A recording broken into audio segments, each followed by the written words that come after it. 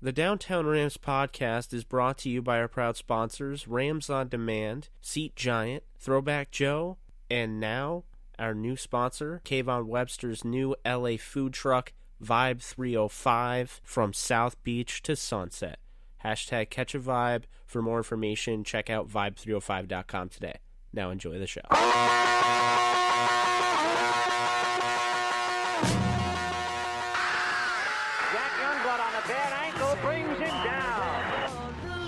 Warner goes over the middle, juggles, caught. Oh, touchdown. Sets up inside, and Leonard Little forced the fumble on the turf. Everett goes deep, touchdown to Willie Anderson. And he doesn't even stop. He's headed for the locker room. The Rams win it. To Marshall, Fall to the 20. Fall at the 10, he's going to score. Ferragamo with a lot of time. Gets it to Ronnie. He's going to go for a touchdown. Phil Olsen, number 72. The first one don't get you, the other one will. Merlin kind of slowed him up back in the backfield. 10, Gabriel going deep for Maslowski. Touchdown. Here's the pitch to Dickerson outside to the left. He cuts it back into the end zone for the score. Adjusting for it is Isaac Bruce. And Isaac Bruce threads his way for a touchdown. Steven Jackson in the end zone. Game over. It is caught by Dyson. Can he get in? No, he cannot. Mike Jones made the tackle. And the Rams have won the Super Bowl. All right, guys, joining me on the Downtown Rams podcast, Throwback Thursday edition, I have Dexter McCleon, former Rams cornerback. How's it going, Dexter? It's going well. How you guys doing? I'm doing very well. Thank you for asking. It's pretty awesome to have you on. You Okay. are one of my favorite cornerbacks in this, this organization's history. So it's pretty awesome to have you on. Well, thanks for having me. Absolutely. Thanks for having me. So I want to ask you to start off, what made you want to play in the NFL? And I guess even before that, what made you, choose Clemson as the place to play in college?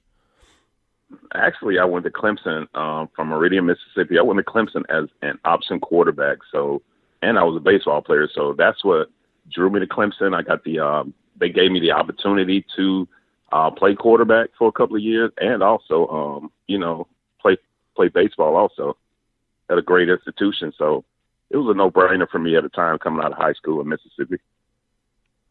That's pretty awesome to hear. And it's funny because, you had to have been one of the first guys to go from the quarterback position to the cornerback position. You see it now where... Yeah, it's very common. Yeah, that's becoming the norm, but, that's pretty cool, Yes. But, take me through your career. So, you get drafted out of Clemson in the second round, 1997 draft. You spend your rookie year up to 2002, starting 58 games with the Rams out of 91, I think it was. Right. How was that whole experience, through the draft and college and playing with the Rams? It was a big adjustment for me coming out of college. I came to St. Louis in 97, which was Coach Vermeil's first year. So it was kind of a huge transition for everybody. You have basically a new organization, new coaching staff, new everything when I got there. So there was a big adjustment period, I would say, coming in. Coach Vermeil had been out of football for a long time, so he was just getting back into the flow of things. So to say it was easy was is far from the truth. It was tough from day one, stepping foot in St. Louis, the mini camps, the OTAs. I would say those first couple of training camps under Coach Vermeil in 97 and 98 were probably the hardest things I've ever been through in my life up in Macomb, Illinois. I still remember those days, but it paid off for us that third year under Coach Vermeil when we finally turned the corner and won the Super Bowl. And it was an amazing run. And, those St. Louis days, playing with some of the greatest players to ever play the game, and to see those guys grow up with myself from being, little rookies it was truly amazing. Yeah, no, I bet. I mean, it's pretty crazy what you guys were able to do and everything. Oh man. I mean, and obviously we'll get into that, but for all these new guys coming into this Rams team, right. Like you went through your rookie season. What's the process of, coming in the league out of, because basically you're a second round pick.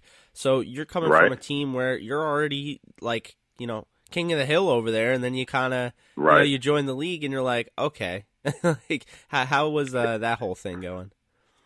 It was tough. Like I said, me coming into the league, the Rams were, it was Coach Vermeil's first year, and he was in the process of, the entire coaching staff was in the process of learning getting to know guys and learning the returning guys and getting to know the young guys. So there are a lot of daily tests in practice, and like I said, the mini camps and the training camps that were absolutely tough. I mean, Coach Vermeil kind of weeded some older guys that had been in the Rams organization out, kind of weeded them out and kind of brought in some new guys and some younger guys. But it was tough, man. It was tough. And, his way of training and his way of coaching was very tough. And it was something it took guys a while to get used to. And if you couldn't handle it, a lot of guys moved on. But the guys that toughed it out, it paid off for us, a couple of years into the program. And, it made us better people, better players, everything. Yeah, absolutely, and it's funny because we'll get into this a little bit later, but eventually I don't know if you would followed Vermeil, but you did go to Kansas City, and that's where Vermeil was. How much of an impact with him being there was the reason that you went to Kansas City? It was a huge impact. I had offers from several other teams at the time, but the familiarity of Coach Vermeil and the coaching staff and, knowing the history that we had led me to Kansas City, and it was a smooth transition. And, it's hard not to want to play for a wonderful coach and wonderful guy like Coach Vermeil was. And, that made that transition that much better. And, I look at, I've been doing this for a little bit now. I've had I think 7 guys on so far. Right. And with this whole thing, one thing I like to ask everyone is, who kind of fell under the role of being a mentor for them with the Rams? Because, I get all different types of questions, all different types of answers. And, I think people are really shocked. Like, for instance, like Tommy Pauly said Torrey Holt. And he's like, well, why did you say an offensive player for a defensive player? And I just think, you kind of get that all over the board. So was there anybody, that kind of was a mentor for you? I had 2 guys that were there prior to me getting there that were DBs, and that was Todd Light and Keith Lau. And, those were veteran guys that had been in that organization since L.A. So they kind of led, they kind of let us know right away what was expected, how it was going to be. And we just, myself, along with a lot of other younger guys in the secondary and younger players on that team, we followed those guys' lead.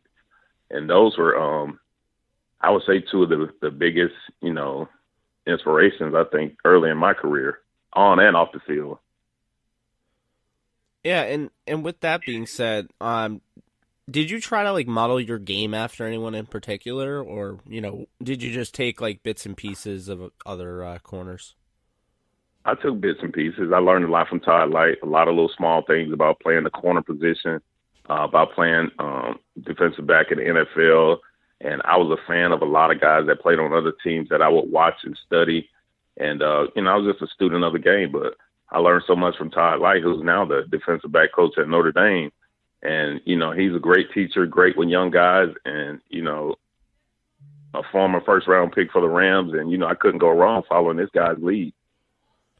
Yeah, you're not kidding. That's pretty cool, with Todd Light and, Lyle there. I do I think that's pretty cool. I'd like to get them on at some point. But with that being said, I think many people would want to know, when you see the tackle picture, I mean, everyone sees the big 21. You're right in the frame of that thing. So, so I mean, take us through that crazy 1999 season. I mean, what was it like, coming into the season, and when did you guys know that you were going to win the Super Bowl? Well, we kind of, we got those preseason acquisitions that year. Marshall Faulk and a couple more other veteran guys came over, Todd Collins, and they brought in some free agent guys to fit along with what we had. But when we got Marshall, man, they kind of solidified. Like, we were thinking, like, man, we got a bona fide superstar, like, right away. So, and then, we were confident coming into that season, even with Trent Green as a quarterback. We were confident that we were going to have a great season, and, to get a guy like Marshall Faulk, Hall of Famer, I mean, that immediately catapults you to the top right away. And, we were confident coming into that season. We had a great preseason camp. Coach Vermeil kind of lightened up on us a little bit in camp, so we were very confident. Season started off kind of rocky in preseason, with Trent going down, and we thought, our leader, going down so early, we're like, man, here comes the bad luck again. But, the Hall of Famer Kurt Warner steps in, and, we didn't miss a beat. And, we made that run that season. It was just unreal. And with each win we got from the first win on, you could just see the confidence. It started to grow, like, and then it finally got to the point, Coach DeMille would say every day, like, he would instill in our head, like, nobody can beat this team but us. And we really felt that way. Like, the only team could beat us was ourselves. And, we rode the wave, and we started to get more confident, better and better. And it was an unbelievable ride, all the way to the Super Bowl. Yeah, absolutely. It's really funny because, the Rams went 4-12 in 2016, and then 4-12. You guys went 4-12, and really the year before, and it's pretty crazy how they had so many parallels. But my father had kept telling me, all year last year, like, this is not the greatest show on turf team. Like, they're fun, right? They could surprise people, and if they got hot at the right time, they could win a Super Bowl. But you're right. The way, like, he explained it to me was like, look, the greatest show on turf team was just unbeatable. Like, you felt like everything just came together. It was a special season, and he just frankly didn't get that vibe from this team. And, with me, I kind of felt like they'd get further than the first round, but I had them making the Super Bowl because I felt like, why not? Why limit them? There wasn't a team that was out there really dominating, and when Carson Wentz went down, you got a playoff game at home. Yeah, exactly. But I just think it goes to show you. I mean, obviously coaching is huge because you went from 4-12, to Super Bowl champions, and the Rams this past year went from 4-12 to 11-5. But it's also like it was a process for Vermeil, and it's going to be a process for McVay. And I know now they're getting Super Bowl aspirations and everything, but aspirations, you can't say that anyone's won the Super Bowl until they have won it. Right. But, with that being said, Dexter, you obviously went against Kurt Warner and Trent Green in camp. What was your overall thought on Kurt Warner before any of this happened? I mean, I know you were with the Ones, and obviously he wasn't with the Ones, but, before any of this happened, was this just like a guy that you just saw up and coming and everyone knew it, or did this come out of seemingly nowhere? It basically came out of nowhere because, I mean, you knew obviously he had the ability because he was in the NFL and, he was on the roster. But, Kurt and I were young guys my first couple of years on the team, and we were both, young guys trying to find our niche. We probably got more reps on the scout team than we did, with the Ones. So, it was a tough process, and it was a perfect show of somebody getting their opportunity and taking advantage of an opportunity and just running with it. Because, in the NFL, you have to do that.